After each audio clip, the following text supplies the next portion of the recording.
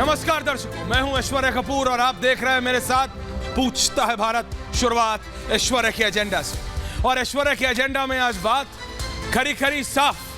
आपको क्या लगता है? पूछता है भारत आपसे यानी जनता से, आपको ये फ्री फ्री फ्री वाली राजनीति चाहिए या काम वाली राजनीति? पूछता है भारत। आपको अच्छा लॉ एंड ऑर्डर, आपको अच्छे हॉस्पिटल्स, अच्छा डेवलपमेंट, रोड, सड़क, या फ्री फ्री और फ्री चाहिए सब कुछ? क्योंकि ये पहले कुछ राज्यों में होता था, खास दक्षिण के कुछ खास राज्यों में होता, लेकिन उसके बाद एक बहुत सक्सेसफुल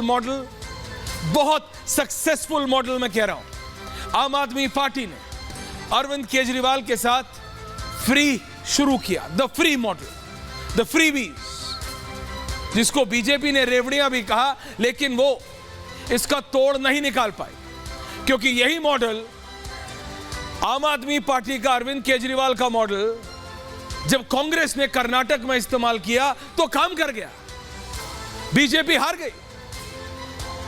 तो अब देखना यह है, जब सब राजनीतिक दल, ये जितने भी विपक्षी दल आपको दिख रहे हैं, ये सब टक्कर लेना चाहते हैं मोदी से, और ये सब जानते हैं कि इन सब का एक साथ आने का सिर्फ एक ही एडिसिव है, एक ही गम है, एक ही जिसे कहते हैं चिपकाने की विधि है, वो है नरेंद्र मोदी का डर कि नरेंद्र मोदी अगर जीत गया तो इनका क्या होगा।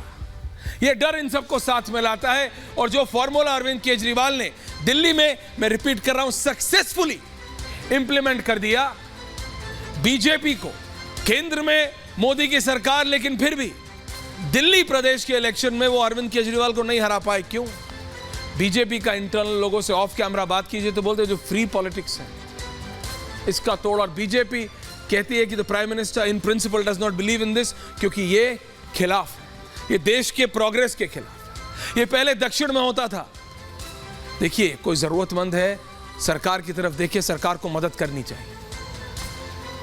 मैं फ्री आटा दाल चावल की बात नहीं कर रहा हूं, मैं कोविड में स्पेशल ग्रांट्स की बात नहीं कर रहा हूं, लेकिन प्रेशर कुकर से लेके, टेबल फैन से लेके और क्या कुछ तक, हर चीज पूरी लिस्ट है, लंबी फेहरिस्त है। अब देखिए कौन कौन सी पार्टी क्या क्या फ्री प्रॉमिस कर जाती है, हालांकि उनके पास वो पैसा है कि नहीं, ये अपने आप में एक बहुत बड़ा सवाल है, लेकिन फिर भी प्रॉमिसेस आर मेड, वादे तो हो रहे हैं। विपक्ष से पूछिए तो विपक्ष कहता है बीजेपी भी तो वादे करती है, और फिर उनको कुछ और बोल देती है। बीजेपी कहती है हम वही वादे करते हैं जो हम पूरे कर सकते। वो कहते हैं अगर हर चीज फ्री दे देंगे तो सरकार काम कैसे करेगी। और ये फ्री कोई भी नेता, चाहे अरविंद केजरीवाल हो या राहुल गांधी हो या भगवंत मान हो या शिवराज सिंह चौहान या योगी आदित्यनाथ, कोई अपनी जेब से नहीं देता, सरकारी खजाने से जाता है। सरकार का खजाना क्या? आपकी जेब से, आपकी और हमारी जेब से। It's tax payers money. तो बात समझिए, अब नरेंद्र मोदी, कैमरा 2 शर्मा, नरेंद्र मोदी के खिलाफ अब ये सारे नेता एक साथ इकट्ठे होने की कोशिश में।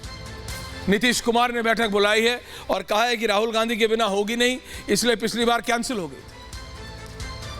तो आप देखिए कि केसीआर से लेके और डीएमके तक, और यहां शरद पवार, और शरद पवार ने अब कमान सुप्रिया सूले और अपने बहुत करीबी प्रफुल्ल पटेल को दे दी है, लेकिन क्या वो संभाल पाएंगे अपनी इंटरनल डायनामिक्स, वो एक अलग बहस का मुद्दा है। लेकिन ये सारे विपक्षी नेता एक साथ होके अब नरेंद्र मोदी को घेरने की कोशिश कर रहे हैं। कोशिश में कह रहा हूं, क्योंकि मेरी अपनी माने तो ये मुझे अभी सक्सेसफुल होते हुए नहीं दिखते। क्यों? क्योंकि अगर मैं इन सब से पूछूं, इन सब से, Akhilesh Yadav, Tejashwi Yadav, Arvind Kejriwal, KCR, Nitish Kumar, you name it, and I am asking them, इनका करप्शन पे क्या स्टैंड है? क्या स्टैंड है इनका करप्शन?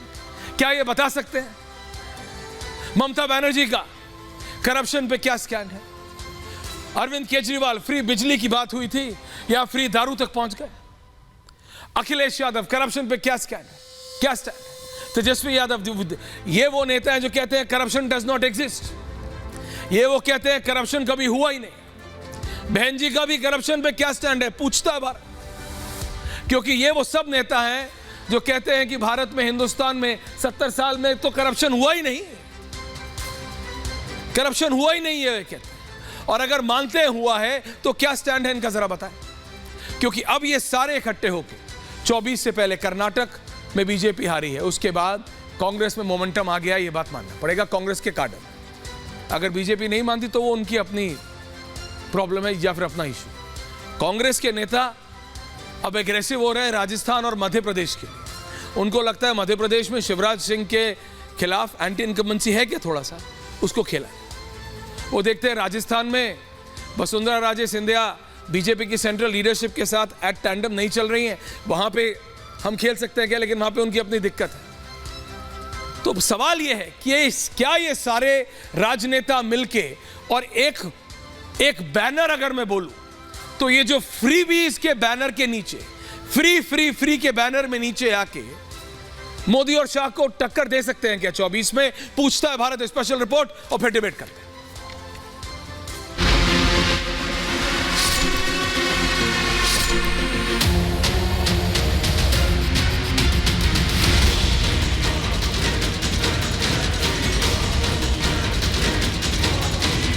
पटेल राष्ट्रवादी कांग्रेस पार्टी के वर्किंग प्रेसिडेंट की जिम्मेदारी उनके कंधे पर दे रहे। दूसरी जिम्मेदारी सुफिया सुले, उनको भी हम वर्किंग प्रेसिडेंट का अनाउंसमेंट करते हैं।